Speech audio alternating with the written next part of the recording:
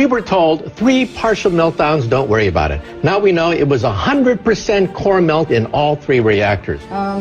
Japan is, by orders of magnitude, many times worse than Chernobyl. Never in my life did I think that 6 nuclear reactors would be at risk.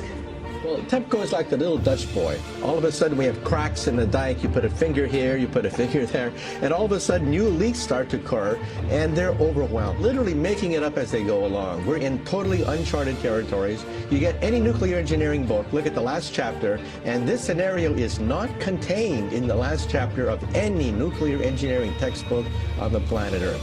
So they're making it up as they go along, and we are the guinea pigs for this science experiment that's taking place.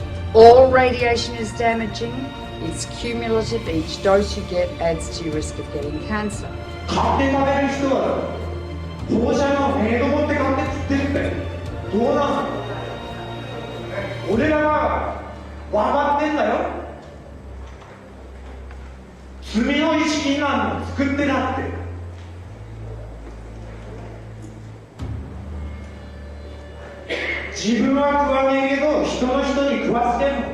Within days of the Fukushima Daiichi catastrophe beginning, we were getting fallout coming down in rain in the United States, not in insignificant quantities.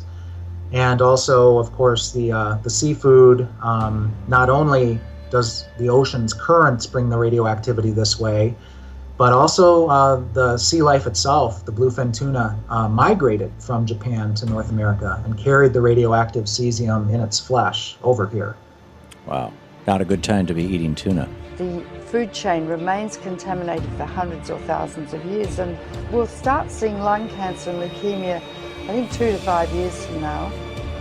And then solid cancers will start appearing 15 to 60, 70 years later. So the ace up the sleeve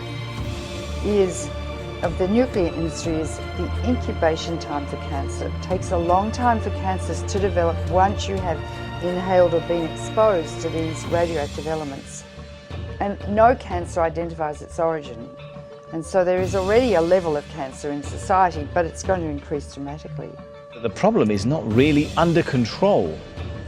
It will not be under control for, it's estimated, between 40 and 100 years from now. There's no way to clean it up. They say 40 years, but they can't clean it up. They can't. And the site's still unstable and vulnerable to natural disasters. If there is another earthquake, a serious one, 6, 7, 8 or 9 magnitude, that would rattle all these 1,060 tanks. It would rattle the damaged cores, spent fuel, whose structures have already weakened.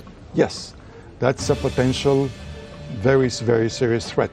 Approximately 300 tons of water was filtering through the site until early this month, becoming laced with radioactive materials and then seeping into the sea.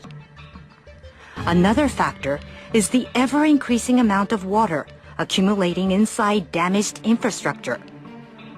Once it makes its way into reactor buildings, it mixes with radioactive isotopes. For months, TEPCO workers have been pumping up 400 tons of water every day and storing it in tanks on site. There's 1,060 tanks, stainless steel water tanks, that are holding the water which they keep pumping into the damaged reactors and the spent fuel storage pools. From the air, the scale of the problems at Fukushima become clear. The growing mass of storage tanks now dwarfs the plant itself. More than 1 million tons of highly radioactive water is now stored here. But the tanks have been hastily built. They're made of steel plates, bolted together, rather than welded. Last week, workers detected a major leak in one of those tanks. About 300 tons of water escaped, releasing several quadrillion becquerels of radioactive particles. Experts have often pointed out how vulnerable they are to damage. The tanks, though, have been put together very quickly. There's no guarantee they'll last. Their seals are made of rubber, and the joints and bolts are corroding, and they may last not more than 5 years. So the tank farm has grown dramatically, and it's on the hill. Of course, the problem is because it's on the hill, the water flows down, and if there's an earthquake, all of these pipes are held together with plastic piping. Not much different than what you've got on a swimming pool. So the plastic pipe will snap, and that water will just run right down that roadway directly into the ocean. And how long the contamination has been leaking into the water? Very likely since the explosions and the meltdown at Fukushima Daiichi in March of 2011. Wow, that is quite a long time. Now, how much and what sort of radiation is leaking into the Pacific? I know there's all different types, so if you can explain that in a little detail. Well, clearly what we've seen now is the movement of radioactive hydrogen, tritium, which is a mobile radioactive isotope, but clearly radioactive cesium, 134, 137, strontium-90.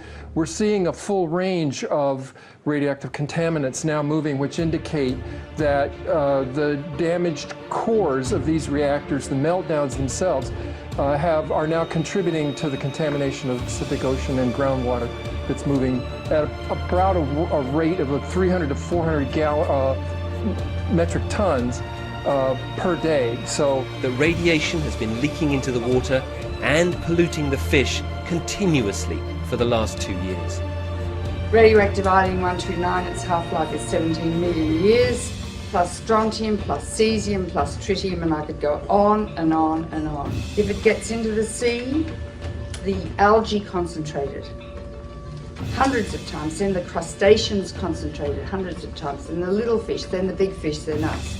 Because we stand on the apex of the food chain. You can't taste these radioactive elements, you can't see them, and you can't smell them. They're silent. This graphic shows the gradual contamination of the Pacific Ocean due to leaks of radioactive water from the crippled Fukushima nuclear plant in Japan. The simulation, which was run by a German Marine Research Institute, shows the entire Pacific waters being polluted by radioactive water in just 6 years. The fuel core of Unit 4 at the Fukushima Daiichi nuclear plant. More than 1,500 fuel rods sit in a damaged storage pool 30 meters above ground. The amount of radioactivity in the rods themselves is about 14,000 times that of the Hiroshima bomb. We are dealing with diabolical energy. E equals mc squared. It's the energy that blows up nuclear bombs. Einstein said, nuclear power is a hell of a way to boil water.